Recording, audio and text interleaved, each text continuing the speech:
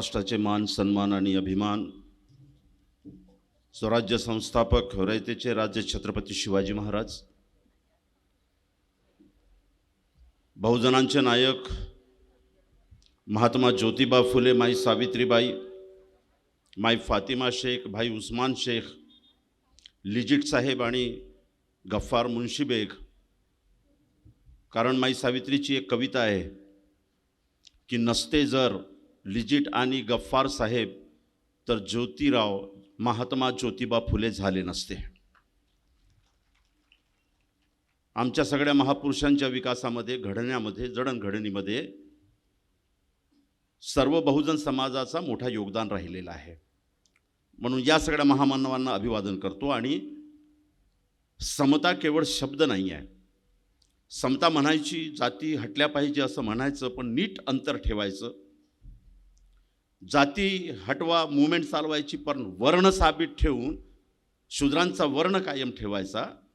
असल्या ज्या खेडी या समाजामध्ये चाललेल्या होत्या त्याला नीट ओळखून कायद्याच्या दंडुक्याशिवाय शब्दात असलेली समता प्रत्यक्ष कृतीमध्ये अंमलात येत नाही, हे ज्यांनी ओळखलं आणि पहिल्यांदा 1902 कायद्याचा दंडुका काढून या देशातल्या समस्त शासकीय, प्रशासकीय आणि सगळ्या यंत्रणेमध्ये समस्त धर्माच्या मागासवर्गीयांना 50% आरक्षण देणारे छत्रपती शाहू महाराज यांना अभिवादन करतो. या देशाच्या स्वातंत्र्यामध्ये ज्यांचं महत्त्वाचं योगदान आहे, मी परत रिपीट करतो, या देशाच्या स्वातंत्र्यामध्ये ज्यांचं महत्त्वाचं योगदान आहे, स्वातंत्र्य हे फक्त आमचं स्वराज्य हक्क आहे असं ब्राह्मणी मानसिकतेची मंडळी मांडत असताना लोकमान्य टिळक सुद्धा हेच मांडत होते 1920 की स्वराज्य हा माझा जन्मसिद्ध हक्क आहे, हा माझा जन्मसिद्ध हक्क आहे, म्हणून स्वातंत्र्य मी मिळविणारच. पण या स्वातंत्र्यामध्ये कुणब्यानं संसदेत जाऊन काय नांगर चालवायचं आहे? स्वातंत्र्य हा माझा जन्मसिद्ध हक्क आहे असं टिळक म्हणत होते, पण परत म्हणत होते की तो माझा हक्क आहे. त्या संसदेमध्ये जाऊन तेल्यानं काय तेलघाणी चालवायची, नाव्यानं काय कटिंग काटायचे असं जे म्हणत होते, त्यांच्या विरोधात पुन्हा जबाबदारीनं बोलतोय, वर्तमानाच्या परिस्थितीच्या संदर्भात त्यांच्या विरोधात कामगारांना, शेतकऱ्यांना, कारागिरांना स्वातंत्र्याच्या युद्धात चले जाव पासून अन्य चळवळीमध्ये उतरविणारे महात्मा गांधी यांना सुद्धा या मंचावरून अभिवादन करतो. आणि मित्रांनो, तुम्ही आणि मी कोण? 183 रियासतीमध्ये विभागलेला खंड असलेला हा देश, ज्याला चेहरा नव्हता, मोहरा नव्हता, परंतु या सगळ्या खंड रियासतींना एका संहितेमध्ये विणून अखंड भारत उभं करणारं आज आमचा भारत अखंड आहे. फाळणीनंतर जो भारत उभा झाला तो अखंड भारत आहे. हे अखंड भारत स्थापन करणारे, तुम्हाला आणि मला मतदानाचा अधिकार देऊन या देशाचं मालकत्व देणारे, आणि श्रीमंत असो की गरीब असो, आदिवासी असो की मुसलमान असो, तो कोणत्याही जाती धर्माचा असो, हिंदू असो की ख्रिश्चन असो, या सर्वांना मतदानाचा समान अधिकार देऊन या देशाचं मालकत्व देणारे संविधान निर्माता, ज्यांचं पुतळ्याचं अनाग्रेशन इथं झालं, त्या महामानव डॉक्टर बाबासाहेब आंबेडकरांना तुमच्या समक्ष अभिवादन करतो. मित्रांनो, 1950 संविधान आम्ही आपल्या प्रति, जनतेच्या प्रति समर्पित करून घेतलं, आणि आज 75 वर्ष पूर्ण होत असताना आम्हाला संविधानानं काय दिलं हा प्रश्न जेव्हा उभा राहतो तेव्हा मला वाटतं की भरपूर दिलंय. हे जर दिलं नसतं तर आज या मंचाची अध्यक्षता कुंभारे मॅडमनी केलं नसतं. भरपूर दिलंय. या संविधानाने हे दिलंय की गावतुरे मॅडमपासून हे सगळे बसलेले आहेत उच्च शिक्षित, यांना मंचावर बसवण्याचा हक्क. माझी पत्नी आज स्वतः व्यवसाय करते, ते तिला हक्क. तुम्ही इथं बसलेला आहात, महिला आणि पुरुष, या सगळ्यांना हक्क या संविधानानं दिलंय. म्हणून संविधानानं काय दिलं हे निगेटिव्ह बोलण्यापेक्षा आपण खूप पॉझिटिव्ह बोलूया. कारण संविधान असं उचलून तुमच्या हाती आलेलं नाही आहे. बाबासाहेबांनी हलवा बनवावा असा हलवा बनवून तुमच्या हाती दिलं नाही आहे. जीव घेण्या संकटातून बाबासाहेब आंबेडकर गेले. बेंबी खाली सुपारी एवढी जखम झालेली असताना, त्याच्यातून रक्तपू वाहत असताना सुद्धा व्हीलचेअरचा सहारा घेऊन बाबासाहेबांनी हे संविधान लिहिलंय. लक्षात घ्या, शुगरचे पेशंट होते, हार्टचे पेशंट होते, अनेक व्याधींनी ग्रासलेले असताना सुद्धा या देशाचं संविधान लिहून बाबासाहेबांनी नवीन संस्कृती, नवीन भूमिकेचा, नवीन मांडणीचा हा देश घडविलेला आहे. म्हणून संविधानानं आम्हाला बरंच काही दिलेलं आहे. 1930 पासून 1956 पर्यंत संविधानाच्या विरोधात एक प्रक्रिया चाललेली आहे. 1930 पासून संविधान बनविण्याची प्रक्रिया झाली आणि 1932 मध्ये पहिल्यांदा मोटवानींनी एक मोठा ग्रंथ लिहिला. तो ग्रंथ होता मनुकी आदर्श संहिता, मनुकी आदर्श समाज रचना. आणि त्यावेळेस त्यांच्या अखत्यारीत असलेल्या मीडियानं असंच उचलून घेतलं असतं, जे आमचे मुद्दे राहत नाही ते राष्ट्रीय मुद्दे बनवून मांडण्याची किमया या मीडियामध्ये आहे. ती मीडिया बाबासाहेबांच्याही काळात होती. त्यांनी संविधानापेक्षा या मोटवानीनं लिहिलेला मनूचा आदर्श समाज रचनेचा सिद्धांत कसा मोठा हे मांडण्यासाठी सुरुवात केली. बाबासाहेबांनी त्याला विरोध केला. पुढे येऊया, 1947 मध्ये पुन्हा भारताचा कन्फ्युशियस महान नेता मनू म्हणून पुन्हा एक मोठे समाजशास्त्री, ज्यांचा भारतामध्ये खूप मोठा उल्लेख केला गेला होता, म्हणजे लोकमान्य टिळकांपेक्षाही ते मोठे होते, ते सुद्धा नवीन ग्रंथ आणतात बाबासाहेबांच्या विरोधात की भारताचा खरा कन्फ्युशियस कोणी असेल तर तो मनू आहे. एवढंच नव्हे तर 1950 मध्ये जेव्हा भारताचं संविधान आपल्या प्रती आपण अधिग्रहित केलो, जेव्हा संविधानानं या भारताची नवी व्यवस्था उदयास आणली, तेव्हा पंढरपुरातील रुक्मिणी मैदानामध्ये जंगी सभा झाली. सभा घेणाऱ्याचं नाव होतं गिरीश शास्त्री आचार्य. हे शंकराचार्य होते. गिरीश शास्त्री शंकराचार्यांनी रुक्मिणी मैदानामध्ये 1950 मध्ये जेव्हा संविधान अंमलात आलेलं होतं तेव्हा जंगी सभा घेतली. आणि सभेची सुरुवात कशी केली तुम्हाला माहिती आहे? म्हणजे संविधानानं काय दिलं, संविधान किती महत्त्वपूर्ण आहे हे सगळ्या या उदाहरणामधनं स्पष्ट होतं की संविधानाच्या विरोधात केवढी मोठी शक्ती उभी आहे. ज्याच्या विरोधात जेवढी मोठी शक्ती उभी राहते तेव्हाच त्या वस्तूचं मूल्य मोठं होतं. आमच्या संविधानाच्या विरोधात भारतातल्या सगळ्या जातीवादी, भारतातल्या सगळ्या धर्मांधवादी, भारतातल्या सगळ्या पंथवादी नव्हे, भारतातल्या सगळ्या पुंजीवादी शक्ती एकत्र आल्यात. कारण संविधानाची शक्ती प्रचंड आहे म्हणूनच ह्या एकत्र आल्यात.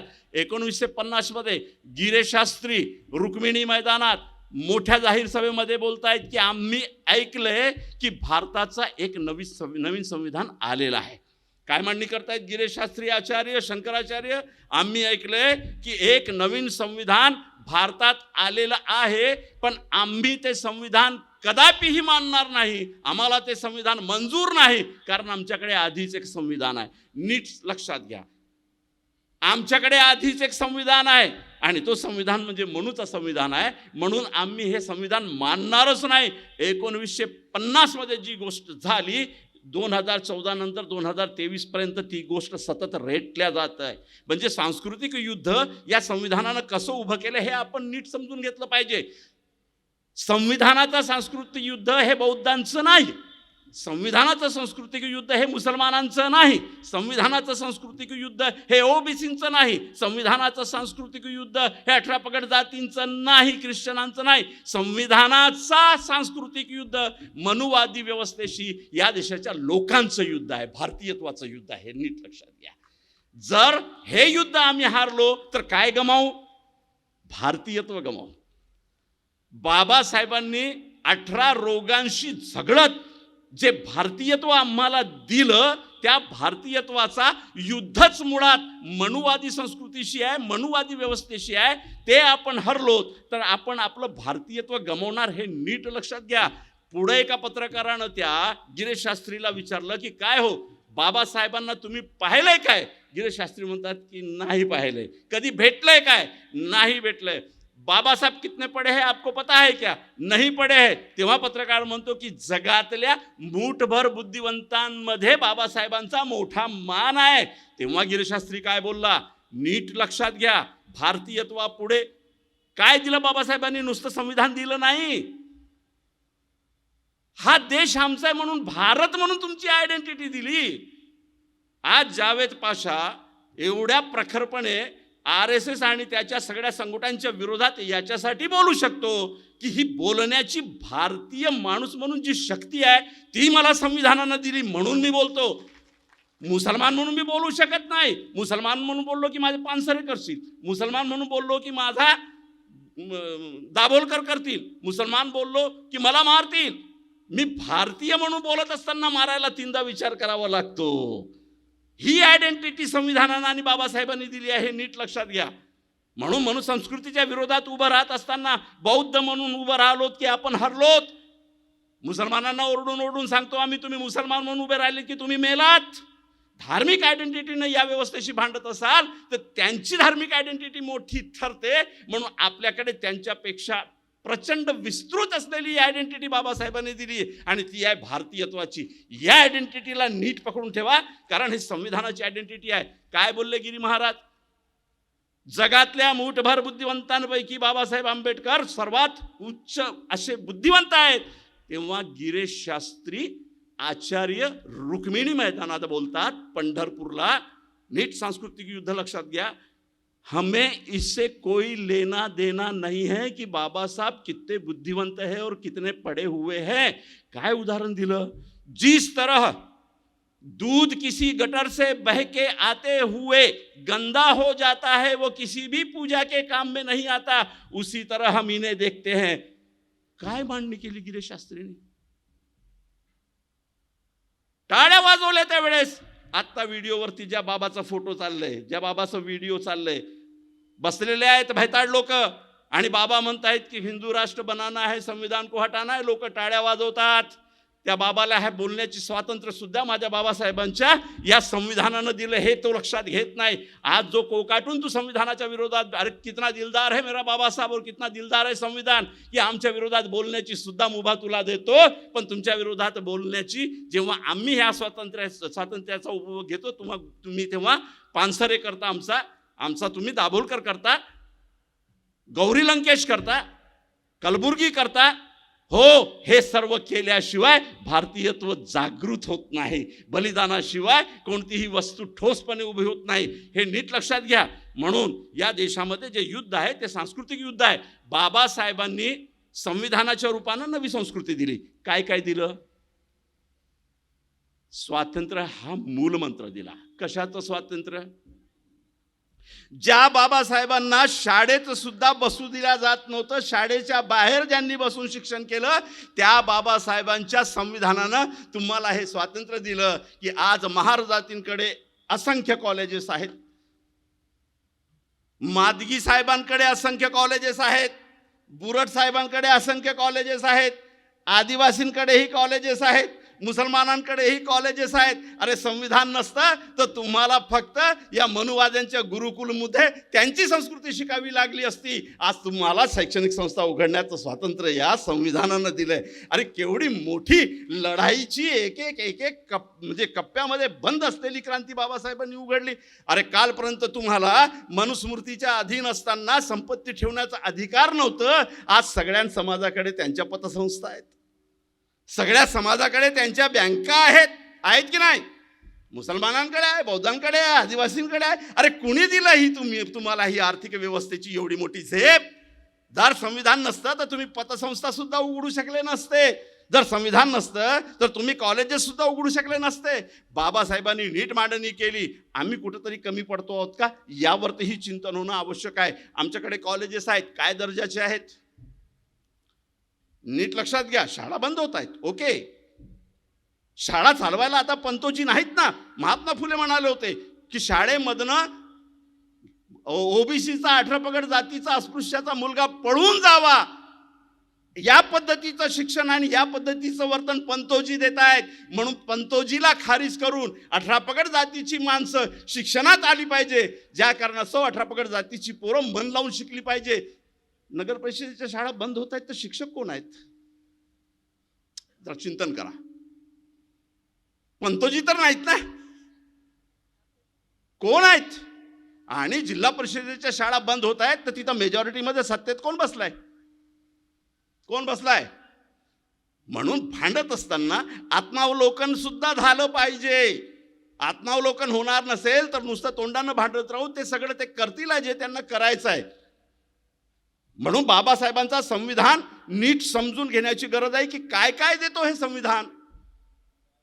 न्यायाची सगळी दारं तुम्हाला उघडून दिलीत आणि आज ज्यांना न्याय मिळत नव्हतं, ज्यांना न्यायासाठी दाराच्या बाहेर, म्हणजे महात्मा ज्योतिबा फुल्यांच्या अंतिम काळामध्ये 1920 पर्यंत ही स्थिती होती महिलांनो, ही स्थिती होती की न्यायालयामध्ये म्हणजे ओबीसी अस्पृश्य जातीची माणसं न्यायालयाच्या बाहेर बसत होती आणि खिडकीमधनं न्यायाधीश काय न्याय देतो हे ऐकत होती. हे 1920 पर्यंत तुमची आमची माझी स्थिती होती. नीट लक्षात घ्या, 1920 पर्यंत न्यायालयाच्या समोर आतमध्ये आम्हाला प्रवेश नव्हता. आज हायकोर्टचे जज म्हणून आम्ही बसलेलो आहोत. लक्षात घ्या, आज सेशन कोर्टचे जज म्हणून आम्ही बसलेलो आहोत. आज हायकोर्ट सुप्रीम कोर्टमध्ये वकील म्हणून आम्ही गेलेलो आहोत. काय दिलं संविधानानं? अरे केवढी मोठी आमची जंप घेतली, केवढी मोठी दिमागदार भारतीयत्वाची धार संविधानानं मोठी केली. अहो हे आपण लक्षात घेतलं पाहिजे. पण व्यवस्था कशी काम करते? हो आम्ही जज झालोत, हो आम्ही सुप्रीम कोर्ट पर्यंत गेलोत, आम्ही भारताचे राष्ट्रपती झालोत, पण राष्ट्रपती झाल्यावरही ही व्यवस्था अस्पृश्य म्हणून मंदिराच्या गर्भगृहात प्रवेश करू देत नाही. हे युद्ध आहे. नीट लक्षात घेतलं पाहिजे. काय पाहिजे यांना? यांना हे पाहिजे की संविधान अंतर्गत तुम्ही सगळे हक्क प्राप्त करा, पण आपल्या पायरीवर राहा. ही आहे प्रतिसंविधानिक व्यवस्थेची मांडणी. 1992 मध्ये बाबरी मशीद पडली, 1994 मध्ये पहिली धर्मसंसद उत्तर प्रदेशला झाली आणि त्या धर्मसंसदेमध्ये पहिल्यांदा हिंदू राष्ट्राचा संविधान लागू केला, जाहीर केला. तो नेटवर उपलब्ध आहे, नीट वाचा. संविधानाच्या विरोधात हिंदू राष्ट्राचा संविधान नेटवर उपलब्ध आहे. बरं, हिंदू म्हणजे कोण? यांच्या मनुस्मृतीच्या मानणाऱ्या लोकांच्या नजरेखाली ओबीसी समाजातील हिंदू हा सेवाकरी आहे, तो अधिकारी नाही. तेही आमचे हिंदू बांधवच आहेत, पण त्यांच्याकडे कोणत्या दृष्टिकोनातून ही व्यवस्था पाहते सनातनी? ही व्यवस्था त्यांना सेवाकरी म्हणून पाहते. हो हिंदू म्हणून तुम्ही राहा, पण तुम्ही सेवाकरी राहा, तुम्ही अधिकारी होऊ नका. तर माझा बाबासाहेब आंबेडकरांचा संविधान ओबीसींनाही म्हणतो. आर्टिकल 143 नुसार ओबीसींनाही म्हणाला, ज्यामुळं आज मराठ्यांना आरक्षण मिळालं. कोणत्या पीठानं लिहून ठेवलं होतं रे मराठा बाबा की तुला आरक्षण मिळणार? बाबासाहेबांनी संविधानामध्ये ते आर्टिकल टाकलं नसतं तर तुला आरक्षण तरी मिळालं असतं का? 1995 मध्ये मुस्लिम ओबीसी म्हणून आम्ही आरक्षणात आलो. जर बाबासाहेबांनी ते लिहून ठेवलं नसतं तर कोणत्या धर्मपीठानं लिहून ठेवलं होतं की तुला आरक्षण मिळणार आणि कोणत्या धर्मपीठ तुला आरक्षण दिलं असतं? बाबासाहेबांच्या संविधानानं दिलं म्हणून मुस्लिम ओबीसी आरक्षणात आले. या देशातील कुणबी माळी तेली या सगळ्यांना जे आरक्षण मिळालं कुणी मिळवून दिलं? मनुस्मृतीनं नाही, पण मनुस्मृतीवर आधारित हिंदू राष्ट्राच्या प्रमुखांना इतर हिंदू पायरी खाली राहतील, हे आहे त्यांची योजना. हे नीट हिंदूंना समजावून सांगावं लागेल. मनुस्मृती तुम्हाला हिंदू म्हणूनच पायरी खाली ठेवू इच्छिते, पण बाबासाहेब आंबेडकरांचं संविधान हिंदू असाल, 18 पगड जातीचे असाल तरी तुम्ही सर्वोच्च पदावर गेले पाहिजे अशी मांडणी करते. हे नीट समजून सांगण्याची गरज आहे. हे नीट मांडणी झाली पाहिजे. कसं? मी आत्ता एक व्हिडिओ ऐकत होतो, काय बोलतो तो महान त्यांचा, सगळे उत्तर प्रदेशमधून येत आहेत, गुजरात आणि उत्तर प्रदेशमधून सगळे बाबा येत आहेत आणि सगळे संविधानाच्या विरोधात बोलत आहेत. काय बोलतायत ते? बाबा साहब आंबेडकर ने जो मंदिर प्रवेश का आंदोलन चलाया था वो उनका राजनैतिक प्रोपोगंडा था. आमच्या हिंदू भावाच्या डोक्याचं ब्रेनवॉश कसं केलं जातं आणि आम्हाला ते ब्रेनवॉश कुठून कुठून काढावं लागेल याच्याही योजना आखाव्या लागतील. बाबा साहब ने जो मंदिर प्रवेश का आंदोलन किया था वो उनका पॉलिटिकल एजेंडा था, कोई जरूरत नहीं है. काय मांडणी करतायत? आत्ता करतायत 2023 मध्ये पुन्हा, जेव्हा की स्वतंत्र भारत उभा झालेला आहे. प्रत्येकाला स्वतःच्या मतानुसार मत देऊन सरकार निवडण्याचं स्वातंत्र्य मिळाल्यावरही त्याच्यावर काय इम्पोज करतायत की शूद्रांनी मंदिर प्रवेश करू नये. हे जे मनुस्मृतीत लिहिलं आहे ते ईश्वरीय आदेश आहे. मॅन्युप्युलेट कसं करतात? ओबीसी समाजाला कसं लोळवतात? काय स्पष्टीकरण देतात? कोई जरूरत नहीं है शूद्रों को मंदिर में आने की। अगर शूद्र अपनी जगह रहकर सही भक्ति से, सही आत्मीयता से सही सेवा करेगा और ईश्वर की सही पूजा करेगा तो खुद ईश्वर उसके पास जाता है। देखा नहीं भगवान राम शबरी के पास गया था। इसलिए ओबीसीओ धर्म मत छोड़ो, तुम अपनी जगह रहकर सेवा करो, भगवान तुम्हारे पास आएगे। आणि येथे संविधान बोलतो की भगवान तुमच्या जवळ येणार नाही, चांगला शिकलास तर राष्ट्रपती सुद्धा तू बनू शकते, देशाचा खरा भगवान, डेमोक्रॅटिक भगवान, प्रथम नागरिक आपण भगवान म्हणूया, हे संविधान सांगतं। आणि हे काय सांगतात, हे जे सांस्कृतिक युद्ध आहे हे नीट आपण लक्षात घ्यायला पाहिजे। बाबासाहेबांनी विचार स्वातंत्र्य दिलं, सर्वात मोलाचं स्वातंत्र्य दिलं। आधी नव्हतं विचार स्वातंत्र्य, या विचार स्वातंत्र्याला संपवण्यासाठी हे धर्मपीठाची मागणी करतायत। ज्या दिवशी बाबासाहेबांनी विचार स्वातंत्र्य दिलं, कब्जा कोणी घेतला या विचार स्वातंत्र्याचा? सामाजिक विचार स्वातंत्र्याचा सर्वात प्रभावी माध्यम आहे वृत्तपत्र। बाबासाहेबांनी 3-3, 4-4 वृत्तपत्र काढलेत आणि ते वृत्तपत्र क्रांतीची मशाल घेऊन पुढे जात राहिले। आमच्याकडे नीट एक वृत्तपत्र नाही, मुसलमानांचंही मरण तिथंच आहे। त्यांच्याकडे म्हणजे करोडो रुपयाचे धार्मिक साहित्य असतील पण वैचारिक सामाजिक साहित्य नाही। आम्ही वैचारिक आहोत पण आमच्याकडे नीट एक वर्तमानपत्र नाही। बाबासाहेबांनी प्रेस ऍक्ट बनवून जो भारताचा नागरिक असेल तो वृत्तपत्र काढू शकतो। हे स्वातंत्र्य दिल्याबरोबर कुणी वृत्तपत्र आपल्या हाती घेतले? जैन मीडियानं घेतलं, माझ्या मारवाडी बांधवांना घेतलं आणि हे सगळे हिंदू राष्ट्राचे फायनान्सर आहेत। आता नवीन पुस्तक आले, जरा वाचत चला। बाबासाहेबांच्या आंबेडकरांच्या साहित्याच्या बाहेरही मोठं विश्व आहे, जरा वाचत चला। जर हे वाचणार नसाल तर नीट व्यवस्थेला उत्तर देऊ शकणार नाही तुम्ही। काही गरज नाही आहे या व्यवस्थेला। तुम्ही बौद्ध मोहल्ल्यात राहून काय करता करा, बाहेर निघायचं नाही। तुम्ही मुसलमान मोहल्ल्यात काय राहून करता करा, बाहेर निघायचं नाही, कारण बाहेरचं कुरण यांचं आहे आणि तुम्हाला तुमच्या बौद्ध मोहल्ल्यातून, मुसलमानांना मुसलमानांच्या मोहल्ल्यातून आणि इतर जातींना त्यांच्या मोहल्ल्यातून जर बाहेर निघायचं असेल तर इतर मोहल्ल्याचा अभ्यास करावाच लागेल, लिटरेचर वाचावंच लागेल। आणि ते वाचणार नसाल तर धोका कसा देतील माहिती आहे? मोहन भागवत साहेब मौलाना इलियासला जाऊन भेटतात आणि इलियास साहेब म्हणतात कि आज हमें देश के राष्ट्रपिता मिले, म्हणजे मोहन भागवत मौलाना इलियासला राष्ट्रपिता वाटतात। मग मी माझ्या व्हिडिओमध्ये टाकला, तूही बोलला असशील आज हमको, म्हणजे मोहन भागवत जी तुम्ही बोलले असतील आज हमको अब्बा मिले म्हणून मौलाना त्या इलियासला। ही जोडगोडी नीट लक्षात घ्या, ही जोडगोडी खतरनाक आहे। या देशातील समस्त धर्मियांचा पुरोहितवाद जर एकत्र आला तर समस्त धर्मियांचे व्यक्तिमूल्य बाबासाहेबांनी एक मत एक व्यक्ती एक मूल्य जे दिले ते संपेल आणि समस्त धर्मियांच्या पुरोहितवादाचं चंगळ राहील। तुम्ही मराल, या धर्मसंसद झाली तर मुसलमानांचा निर्णय कोण घेणार? तर दाढीवाले मुसलमान बसून निर्णय घेणार। तुमचे निर्णय कोण घेणार? तर RSS हात मिळवून केलेले, भगवा घातलेले बौद्ध भंते घेणार। ख्रिश्चनांचा कोण घेणार? तर संघाशी जुडलेला पादरी घेणार। आणि हिंदूंचा निर्णय कोण घेणार? तर हे पुरोहित लोक घेणार। महाराज एक बसलाच आहे उत्तर प्रदेशला, लक्षात घ्या। ही जोडगोडी तोडायची असेल तर मुसलमानत्व बाजूला ठेवून, ख्रिश्चनत्व बाजूला ठेवून, थोड्या काळासाठी बौद्ध म्हणून सुद्धा आयडेंटिटी बाहेर ठेवून जे पोट तिडकीन आम्ही मांडतो ते लक्षात घ्या। भारतीयत्व म्हणून संवैधानिक व्यवस्था वाचवणे ही आज निकडीची गरज येऊन पडलेली आहे। आणि ती कशी वाचवणार आहात?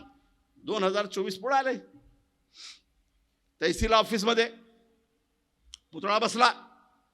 आमच्या सगळ्यांची अपेक्षा आहे की संविधानानुसार वागलं पाहिजे। संविधानानं कुठेही लिहून ठेवलं नाही की टेबला खालून दिलं म्हणजे सगळे कामं होतात। असंवैधानिक सगळं चाललंय म्हणून ते वाचायला पाहिजे अशी अपेक्षा करूया। किमान लाच घेणाऱ्या माणसाला बाबासाहेबांचं बोट पाहून तरी भीती वाटली पाहिजे असं अपेक्षा करूया या तहसील ऑफिसच्या आवारामध्ये। नाही तर ट्रक पकडले जातात रेतीचे, दुसरे दिवस सुटतात, तिसरे दिवस, चौथे दिवस रिटायर झालेल्या तहसीलदाराचा 10 करोडचा बंगला नागपूरला तयार होतो। हे सगळं चाललंय, हे सगळं चाललंय। तरी अपेक्षा करूया, संविधान जोपर्यंत आपल्या हाती आहे तोपर्यंत आपण बरंच काही करू शकतो हे आपण समजून घेऊया। मित्रांनो, मोठं संकट पुढे आलेलं आहे। या देशातील पुरोहितवादाला एकत्र करण्याचं काम सन्माननीय मोहनजी भागवत करतायत, म्हणून ते पाद्रींशी भेट घेत आहेत, म्हणून ते मौलानांशी भेट घेत आहेत, म्हणून ते आता भंतेंशीही भेट घेतलेत, शीख गुरूंकडे जात आहेत आणि काय सांगतायत, इस्लाम को हमारे हिंदू राष्ट्र में कोई खतरा नहीं. ख्रिश्चनांना सांगतायत आपके ईसाईयत को कोई खतरा नहीं. तुमच्यातली नवीन फौज तयार केलेली आहे त्यांनी, ते भंते म्हणून आहेत, त्यांना सांगतायत की सांगा आपल्या बौद्धांना, अरे हिंदू राष्ट्र झालं तरी घाबरू नका, आपल्या बौद्ध धम्माला काय नाही. अरे मूर्खांनो, 130 कोटींच्या देशावर राज्य जर करायचं असेल तर या सगळ्या छोट्या छोट्या संस्कृतीला आपल्या अधीनस्थ करणं आवश्यक आहे, हे त्यांचं डोकं नीट तुम्हाला सांगतं. मूर्खांनो, तुम्हाला कळत नाही की एकदा तुम्ही अधीनस्थ झाले तर पुन्हा बाबासाहेब याला 5000 वर्ष लागतील आणि 5000 पर्यंत तुमचं नागरिकत्व संपलं. जगा आपापल्या आयडेंटिटीनुसार आपल्या मोहल्ल्यात, नीट त्या मोहल्ल्याच्या बाहेर पडायचं नाही. अरे जाऊन जाऊन होणार किती आहेत तुम्ही? बौद्ध आहेत किती आहेत?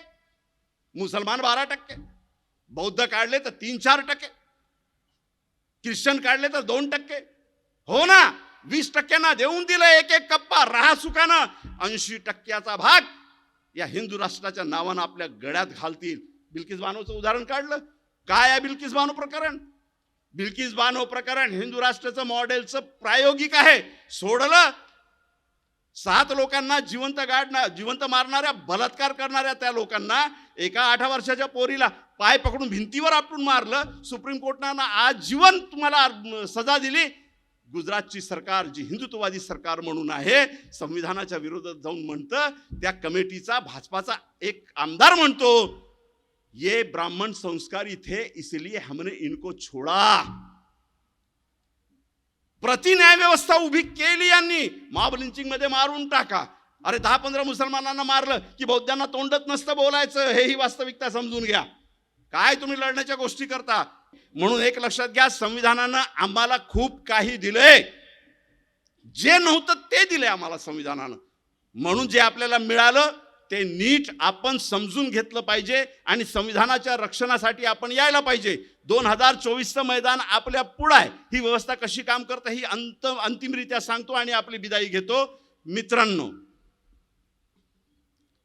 हे जे मॅनिप्युलेशनचं काम चाललंय, नीट आपापल्या पुरोहितवादाला, नीट आपल्यातील पुरोहितवादी लोकांना ठणकावून सांगा की हे दिल्लीमध्ये तुमचं जे काही चाललंय मोहन भागवतांच्या नेतृत्वाखाली, हे चालणार नाही. हे नीट समजावून सांगा, तेव्हाच आम्ही वाचू, नाही तर काय होणार आहे. जेव्हा नोकरीतील आरक्षण बाबासाहेबांनी लिहायला सुरुवात केली तेव्हा एक मोठं वक्तव्य बाबासाहेबांनी केलेलं होतं. काय केलेलं होतं? जेवढ्या कल्याणकारी योजना आहेत, जेवढ्या न्याय देणाऱ्या योजना आहेत, ते न्याय देणाऱ्या योजना समाजापर्यंत पोहोचवण्यासाठी कर्तबगार अधिकाऱ्यांची गरज असते.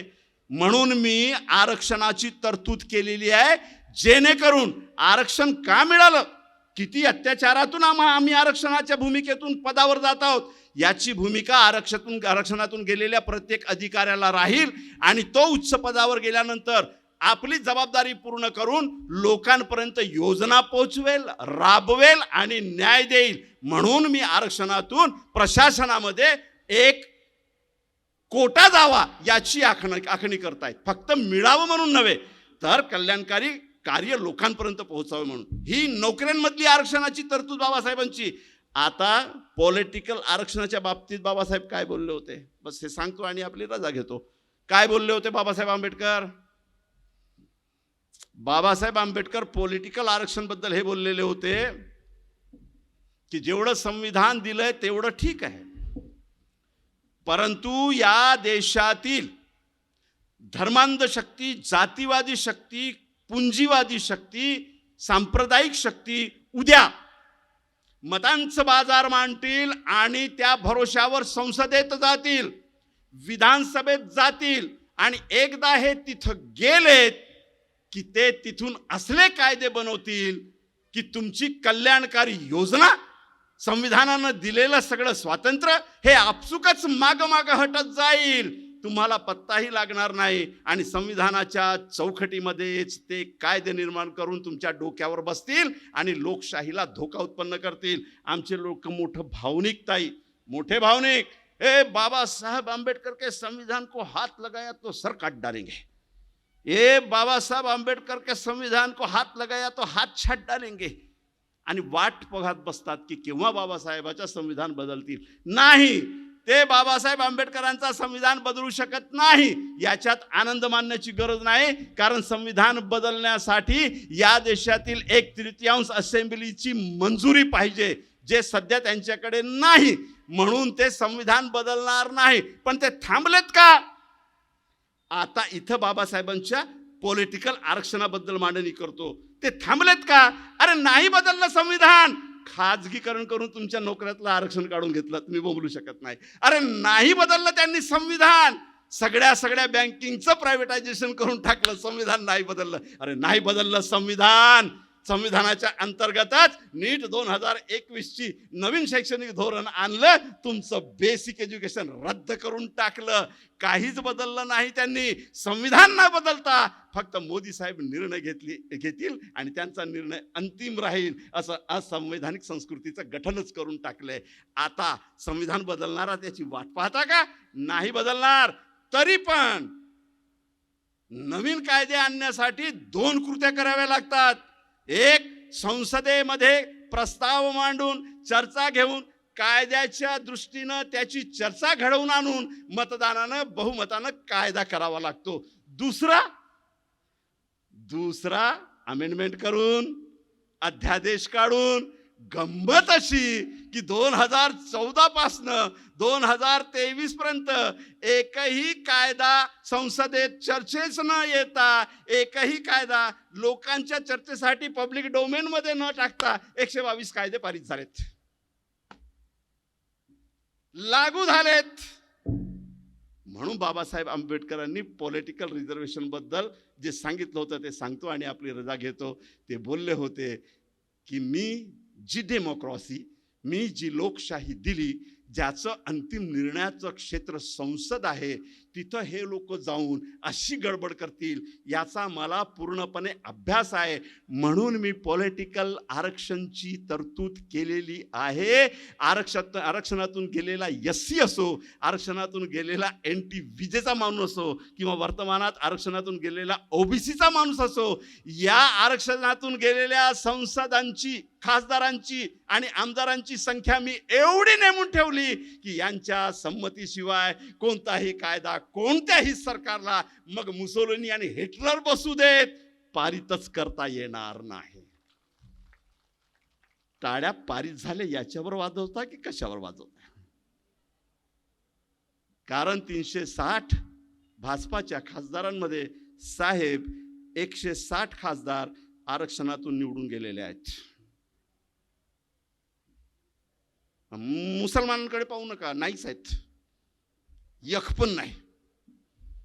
त्या आपल्या मोल्ल्या ठोक पीठ जोड जंतर, ते चिंता करू नका. पण किती आहेत?